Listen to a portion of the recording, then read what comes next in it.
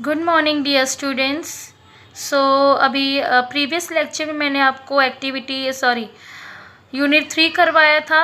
Okay, exploring advertising, जिसमें मैंने आपको एक्टिविटी 1, 2, 3, 4, 5 समझा दिया था। ठीक है, और अगर आपने नहीं देखा है वो वीडियो तो प्लीज़ आप वो वीडियो दोबारा देख लीजिए और अच्छे से समझ लीजिएगा। नेक्स्ट जो है वो मैं आपको करवाऊँगी activity 6, that is given on the page number 30। Next क्या दिया हुआ है आपको? Verbs are words that shows action और डूइंग।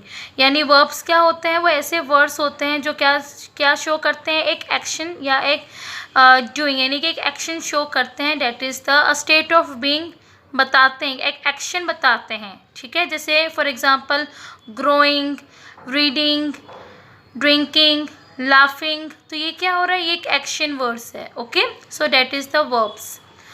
यहाँ पे एग्जाम्पल दिया हुआ है द वर्ब, जैसे यहाँ पे वर्ब है ग्रो। ओके, तो ग्रो का मतलब होता है टू बिकम लार्जर, यानी कि कुछ बड़ा करना। ठीक है, English has many phrasal verbs. अब जो इंग्लिश में है वो काफ़ी ऐसे फ्रेजल वर्ब्स होते हैं। ठीक है, यानी ऐसे फ्रेजेस होते हैं, ऐसे जो मुहावरे होते हैं, ऐसे फ्रेजेस दिए जाते हैं। Okay, and phrasal verbs needs a small word, a preposition with them to make their meaning. यानी कि ऐसे फ्रेजल वर्ब्स को क्या ज़रूरत होती है? एक ऐसे स्मॉल वर्ड की, यानी कि एक प्रीपोजिशन की ज़रूरत होती है ताकि टू मेक देयर मीनिंग, ताकि हम उस पर एक मीनिंगफुल फ्रेजल वर्ब्स बना सकें। जैसे एग्जांपल दिया हुआ है ग्रो, तो ग्रो क्या हो गया? ग्रो का मतलब तो होता है कुछ बड़ा करना, बट वैसे इसका मीनिंग क्या होगा? जैसे ग्रो अप, तो ग्रो अप का मतलब क्या होता है? टू बिकम मैच्योर, यानी आपको क्या बनना है? मैच्योर बनना है, थोड़ा और समझदार बनना है। ठीक है, जैसे मैं आपको दिखा दूँ, यहाँ पे दिया हुआ है आपके ग्रो अप दिया हुआ है, देख रहे हो आपको? इसमें देखिए ग्रो अप दिया हुआ है, ग्रो अप। ठीक है, तो इसका मतलब क्या होता है कि टू बिकम मैच्योर, यानी कि आपको ज़्यादा समझदार बनना चाहिए। ठीक है, सो वही चीज़ यहाँ पे आपको दी है कि ग्रो अप का मतलब यही आपको टेक्स्ट बुक में एक्टिविटी 1 में जो आपको दिया हुआ था स्टोरी, उसमें ऐसे ऐसे फ्रेजल वर्ब्स दिए हुए हैं। ठीक है, जिसका मीनिंग होता है, यानी कि जो मीनिंगफुल होता है फ्रेजल वर्ब्स। जैसे आप क्या हो गया? एक प्रीपोजिशन, और उससे पहले क्या लगता है? वर्ब लगता है। समझ में आया? वही मैंने आपको एग्जांपल दिया वर्ब का कि ग्रोइंग, तो मैंने पीछे आईएनजी लगा दिया है। ठीक है, यानी कि एक्शन शो हो रहा है, एक एक्शन हो रहा है वो। ठीक है, बढ़ना एक एक्शन है, हंसना एक एक्शन है। समझ में आया? तो इसलिए ग्रो एक वर्ब हो गया और आप यहाँ पे क्या हो गया? एक प्रीपोजिशन लगा दिया है, तो दोनों बनकर क्या हो जाते हैं? Phrasal verbs. इसलिए ग्रो अप का मतलब होता है टू मैच्योर, यानी आपको समझदार बनना है। और यही चीज़ जो ग्रो अप है वो आपको आर्टिकल में दी हुई है। आर्टिकल यानी कि look at the article how advertising targets our children carefully find, वहाँ पे आपको फ्रेजेस फाइंड करने हैं और वहाँ पे प्रीपोजिशन आपको मतलब कि लास्ट में या एंड में प्रीपोजिशंस दिया होगा जो कि पार्ट होगा उस वर्ब का, और आपको उस फ्रेजेस को अंडरलाइन करना है और कितने फ्रेजेस आप ढूंढते हो वो आपको लिखना है। जैसे मैंने ढूंढा है, 2 ढूंढे हैं। लुक्ड इनटू यानी इसका मीनिंग होता है एग्जामिन करना, डिटेलिंग करना, और दूसरा ढूंढा है मैंने लुक एट का मतलब सी एट, यानी सी एट समथिंग, किसी चीज़ पे देखना। ठीक है, जैसे मैं आपको बताती हूँ मैंने कहाँ ढूंढा है। जैसे यहाँ पे लुक एट देख रहे हो, आर्टिकल में से लिया हुआ है, और दूसरा जो है वो है लुक्ड इनटू, तो वो यहाँ पे दिया हुआ है, देख रहे हो आप? लुक्ड इनटू, ये रहा लुक्ड इनटू। लुक्ड यहाँ पे क्या हो गया? वर्ब, और इनटू हो गया यहाँ पे प्रीपोजिशन, और दोनों मिलके क्या बन रहे हैं? फ्रेजल वर्ब्स बन रहे हैं। समझ में आया? तो लुक्ड इनटू का मतलब होता है एग्जामिन करना, और लुक्ड एट का मतलब टू सी एट। समझ में आया? तो वैसे वर्ड्स आपको खुद ढूंढने हैं, जैसे मैंने 2 ढूंढे हैं, आपको इस तरीके से और ढूंढना है। ठीक है, पर ये ज़्यादा इम्पॉर्टेंट नहीं है, जस्ट मैं आपको समझाने के लिए ये एक्टिविटी 6 करवा रही हूँ। Okay, so take out next page number, that is page number 31, activity 7। Try this common type of activity and choose the correct option, replace the explanation in bracket. यानी कि यहाँ पे ब्रैकेट में आपको क्या दिया हुआ है? फ्रेजल वर्ब दिया हुआ है। ठीक है, और यहाँ पे आपको ऑप्शंस दिए हुए हैं और उसके बेसिस पे आपको यहाँ पे टिक करके लिखना है इसका मीनिंग। तो parents need to take care of dash their children. Take care यानी कि उसका फ्रेजल वर्ब क्या हो जाएगा, लुक एट, लुक फॉर या लुक आफ्टर, तो उसका करेक्ट आंसर है लुक आफ्टर। तो लुक आफ्टर को क्या, इसका मीनिंग क्या होता है, टू टेक केयर ऑफ, यानी कि पेरेंट्स को थोड़ा ध्यान देना चाहिए बच्चों के ऊपर। तो टेक केयर ऑफ का हम फ्रेजल वर्ब क्या हो जाएगा, लुक आफ्टर। समझ में आया। नेक्स्ट है my son says he will stop telling lies, यानी कि अभी स्टॉप, तो स्टॉप का फ्रेजल वर्ब क्या होना चाहिए, गिव ओवर, गिव अप या गिव इन, तो आंसर आएगा गिव अप। तो गिव अप मतलब स्टॉप कर देना। ठीक है, तो मेरा जो बेटा है वो उसने झूठ बोलना बंद कर दिया। ठीक है, नेक्स्ट दिया हुआ है आपको, I call the shop to discover the price of the product, यानी कि मैं शॉप में कॉल करूँगी ताकि वो क्या कर सके, डिस्कवर यानी कि ब्रिंग आउट, फाइंड आउट या कॉल आउट, तो फाइंड आउट आएगा, ताकि क्या फाइंड आउट कर सके, क्या ढूंढ सके, price of the product. Next दिया हुआ है आपको, you must return the library books after reading, यानी कि आपको रिटर्न यानी कि क्या होना चाहिए, फ्रेजल वर्ब, गिव बैक होना चाहिए, पे फॉर या टेक इन, तो आंसर इज गिव बैक। तो गिव बैक यानी कि आपको रिटर्न का फ्रेजल वर्ब क्या होगा, गिव बैक, यानी आपको जो आपने बुक्स लाइब्रेरी से जो ली थी और रीडिंग करने के बाद उसे दोबारा वापस कर देना चाहिए, यानी रिटर्न कर देना चाहिए। ओके, तो ये था आपका एक्टिविटी 7। ओके, ये आपका वैसे तो होमवर्क रहेगा, ये आपको होमवर्क जो है अपने नोटबुक के अंदर लिखना है। इंग्लिश की नोटबुक में आपको एक्टिविटी 7 लिखना है, ये 4 MCQs। ओके, समझ में आया। तो अभी हम नेक्स्ट एक्टिविटी पे जाते हैं, दैट इज एक्टिविटी नंबर 8। तो टेक आउट पेज नंबर 32।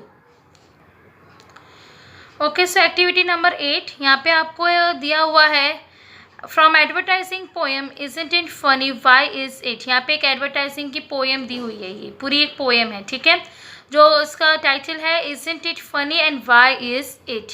ये किसने लिखा है, डॉगलस गाल्बी ने। कब, on June 17, 2012, filed in category economics of attention, यानी कि उनका कैटेगरी इकोनॉमिक्स की कैटेगरी में उनका अटेंशन ज़्यादा ध्यान जाए, इस वजह से उन्होंने ये एक एडवर्टाइजिंग पोएम लिखी है। ठीक है, By 1923, US newspapers and magazines were promoting advertising with a text that is now called the advertising poem.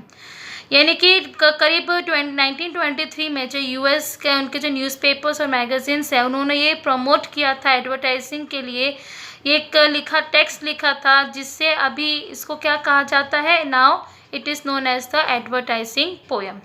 तो वही आर्टिकल्स और वही मैं जो पोएम है वो आपको यहाँ पे दी हुई है। अब इस पोएम में क्या होता है कि यहाँ पे ये जो पर यहाँ पे जो एडवर्टाइज़र, ठीक है, ये बता रहे हैं कि कुछ मतलब कि लोग ऐसे होते हैं जो कि एडवर्टाइजमेंट की सारी चीज़ें यूज़ करने के बावजूद भी उन्हें गलत बताते हैं कि आपको एडवर्टाइजमेंट की जो चीज़ें हैं वो जो आपको दिखाई जाती है उसे ख़रीदना नहीं चाहिए। और इस वजह से क्या होता है कि उनको लॉस होता है, और वो लॉस जो होता है वो आपने देखा होगा कभी कभी वो सेल कर देते हैं, सेल में डाल देते हैं उस चीज़ को, यानी कि कम भाव में उसको बेचा जाता है। तो वही पोएम है इसके रिलेटेड। ठीक है, title is why is it, क्यों ऐसा होता है। A man wakes up after sleeping under an advertise blanket, यानी कि एक आदमी होता है जो सोकर उठता है, ठीक है, और कहाँ पे, अंडर एन एडवर्टाइज्ड ब्लैंकेट, यानी कि जो ब्लैंकेट होता है, जो कंबल होता है वो भी एडवर्टाइजमेंट का ही होता है जो लेके वो सोता है। ऑन एन एडवर्टाइज मैट्रेस, यानी कि जो गद्दा होता है, मैट्रेस यानी गद्दा, वो भी एडवर्टाइजमेंट की ही होती है। ठीक है, पुल्स ऑफ एडवर्टाइज पजामास, यानी कि वो पजामास जो होता है वो भी एडवर्टाइज का ही दिया हुआ होता है, जो उसे वो निकालता है। Baths in an advertise shower, यानी कि वो नहाता है किसके नीचे, जो शावर होता है, ठीक है, उसके एडवर्टाइज शावर, उसके नीचे वो नहाता है। Shaves with an advertise razor, यानी कि वो शेविंग करता है किससे, वो जो रेजर होता है वो भी एक एडवर्टाइज किया ही हुआ होता है। Brushes his teeth with advertise toothpaste, यानी कि जो वो ब्रश करता है अपनी टीथ, वो भी जो टूथपेस्ट होता है वो किससे हुआ होता है, एडवर्टाइज किया हुआ ही होता है। वॉशेस विद एडवर्टाइज सोप, यानी कि जब वो नहाता है तो वो जो साबुन होता है वो भी क्या होता है, वो एडवर्टाइज किया हुआ सोप होता है, ठीक है, जिससे वो नहाता है, धोता है उसको, ठीक है। पुट्स ऑन एडवर्टाइज क्लोथ्स, यानी कि जो कपड़े पहनता है वो भी क्या होता है, एडवर्टाइज किया हुआ ही होता है। Drinks a cup of advertise coffee, यानी कि जो कॉफ़ी पीता है, कप ऑफ कॉफ़ी, जो कॉफ़ी होती है वो भी एडवर्टाइज की हुई होती है, ठीक है। Drives to work in an advertise car, यानी कि जो जहाँ पे वो ड्राइव करता है, कार चलाता है, जो कार होती है वो भी एडवर्टाइज की हुई होती है। And then refuses to advertise, यानी तब वो मना करते हैं कि जो एडवर्टाइजमेंट की जो चीज़ें होती हैं, जो थिंग्स होती है, उसे आपको ख़रीदनी नहीं है, यानी बिलीविंग इट डजंट पे। Letter when business is poor, यानी कि जब बिजनेस उनका बहुत ज़्यादा डाउन चला जाता है, पुअर हो जाता है, then they advertise it for sale. Why is it the poem, why is it is an advertisement, यानी कि जैसे अभी आपने देखा होगा कि लास्ट में ये सब जो भी आप पहनते हो, नहाते हो, जो आप सोते भी हो, पहनते भी हो, जो खाते हो, यानी जो पीते हो, वो सब किया हुआ होता है, एडवर्टाइज किया हुआ सामान ही होता है, जो आप उसे पहनते हो और फिर बाद में आप क्या उसको रेफ्यूज़ कर देते हो एडवर्टाइज करने के लिए, और फिर बाद में उसे आप मना कर देते हो कि इसके लिए हमें पे करने की ज़रूरत नहीं है। और जब वो चीज़ें आगे बढ़ जाती है तो धीरे धीरे क्या होती है कि बाद में वो बिज़नेस जो होता है वो धीरे धीरे मनी डाउन चला जाता है, ठीक है, पुअर हो जाता है, जिस वजह से उन्हें वो सारी ही चीज़ें क्या करनी पड़ती है, कम भाव में आगे सेल कर देनी पड़ती है। तो इसलिए ये पोएम में बोला है कि क्यों ऐसा होता है, वाई इज़ इट। और ये पोएम कहाँ पे, ये भी एक एडवर्टाइजमेंट ही है, यानी कि एक मैगज़ीन, एक न्यूज़पेपर में लिखी गई है। समझ में आया? तो ये था पोएम। और फिर उसके बाद यहाँ पे नीचे आपको कुछ क्वेश्चंस दिए हुए हैं, जो कि है हु पेड फॉर और क्रिएटेड दिस एडवर्टाइजमेंट। तो इसका मतलब ये है कि क्यों ऐसा होता है कि जो अपोजिशन होता है, यानी कि जो सामने वाली जो पार्टी होती है, वो अगेंस्ट चली जाती है एडवर्टाइजमेंट के लिए। जो लोग होते हैं वो काफ़ी ज़्यादा ख़राब और कुछ एडवर्टाइजमेंट के बारे में ख़राब इफ़ेक्ट डालते हैं, ख़राब बोला जाता है उनके बारे में, ठीक है, जो प्रमोटर्स होते हैं, और वही क्रिएट करते हैं इस एडवर्टाइजमेंट को, और इस एडवर्टाइजमेंट पोएम को वही क्रिएट करते हैं, ठीक है। सेकंड क्वेश्चन है what is the goal of the advertise, यानी कि एडवर्टाइजर का गोल क्या है। तो उनका सबसे बड़ा रिएक्शन होता है that strongly those who are against and against the advertising, यानी कि जो अगेंस्ट है, यानी जो एडवर्टाइजिंग के अगेंस्ट है, ठीक है, एडवर्टाइजिंग के अगेंस्ट होते हैं, वो उसके खिलाफ होते हैं। और वो एडवर्टाइजर ये कन्वे कर रहा है इस पोएम के थ्रू कि जो लोग होते हैं ये सब एडवर्टाइजमेंट की चीज़ें खुद यूज़ करते हैं, और फिर बाद में चाहे वो सोने से लेके उठने तक, ठीक है, यानी to get up from their bed till they are going to the bed they are using their advertisement products and still they are abusing the advertisement products. समझ में आया? यानी कि चाहे सोने से लेके, यानी कि उठने से लेके, बेड से उठने से लेके सोने जाने के लिए बेड तक, वो सारी चीज़ें किसकी यूज़ करते हैं, एडवर्टाइजमेंट की चीज़ें यूज़ करते हैं, और फिर भी वो एडवर्टाइजमेंट के खिलाफ गलत कहते हैं, ठीक है। सो लास्ट में दिया हुआ है क्वेश्चन नंबर 3 में who is this advertisement trying to persuade, यानी कि अभी जो एडवर्टाइजमेंट है वो क्या ट्राई कर रहा है परसुएड करने के लिए। तो जो लोग होते हैं जो इंसान जो क्रिटिसाइज़ करते हैं, ताकि उन्हें कहते हैं कि इस एडवर्टाइजमेंट को इग्नोर करो, ठीक है, और फिर बाद में उनको एनकरेज किया जाए, मतलब कि उनको डिस्करेज किया जाता है एडवर्टाइजमेंट वालों को, ठीक है। So they try by all that means to discourage the advertisement, यानी कि उनको डिस्करेज किया जाता है एडवर्टाइजमेंट वालों को कि आपको इसे इग्नोर कर दो और इसे हमें ख़रीदना नहीं है। समझ में आया आपको? So next is activity number 9, sorry यहाँ पे एक्टिविटी 9 आपको दी हुई है, ठीक है, जो क्या दी हुई है,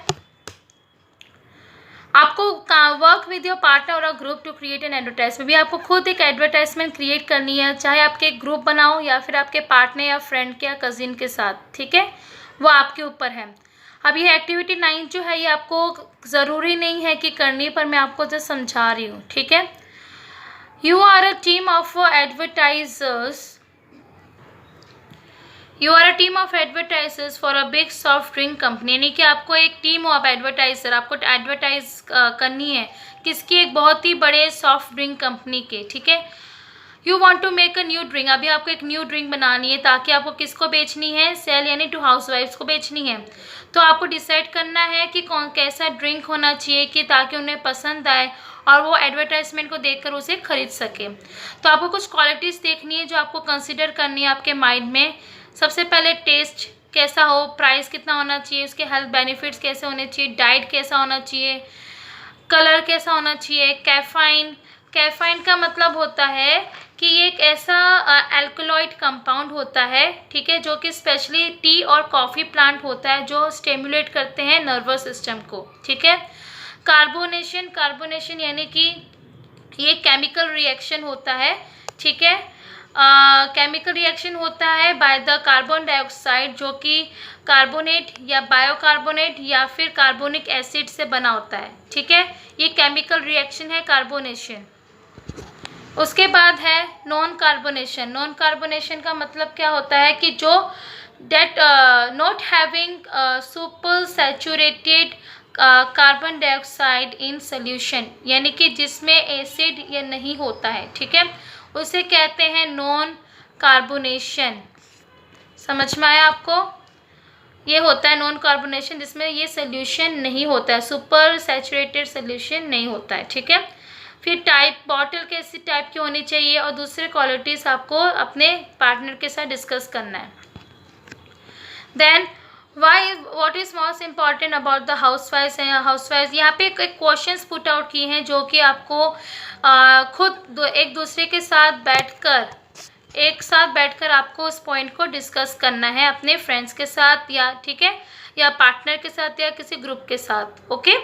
तो ये आपको प्रेजेंटेशन रेडी करना है, ओके। नेक्स्ट आपको एक्टिविटी 10 में क्या बोला है कि आपको ये शेयर करना है ऐड सॉफ्ट ड्रिंक की आपकी क्लास के साथ शेयर करनी है, बताना है कि क्या एक्सपीरियंस रहा और आपको ऐड को सुनना है ध्यान से, ठीक है, और आपको क्वेश्चंस पुट आउट करने हैं, ठीक है। तो वही सब यहाँ पे लिखना है कि जो ड्रिंक आप बनाओगे वो जो ड्रिंक है वो क्या होगा, वो सबसे यानी कि जो हाउसवाइफ है उसको अगर ये ड्रिंक पियेंगे, ठीक है, ये एक एनर्जी टॉनिक ड्रिंक होगी, ये फ्रेश करेगी आपके बॉडी आपके माइंड को जब आप इसे पियोगे, ठीक है, आपको आपके अंदर एनर्जी लाएगा। समझ में आया? ये डाइजेशन में भी हेल्प करता है, ये डाइट ड्रिंक भी है, ओके। तो ये सब चीज़ें आपको अपनी ऐड में बतानी है, ठीक है। तो it is just activity, just मैं आपको समझा रही हूँ, करना ना करना वो आपके ऊपर है, नहीं करोगे तो भी चलेगा, ठीक है।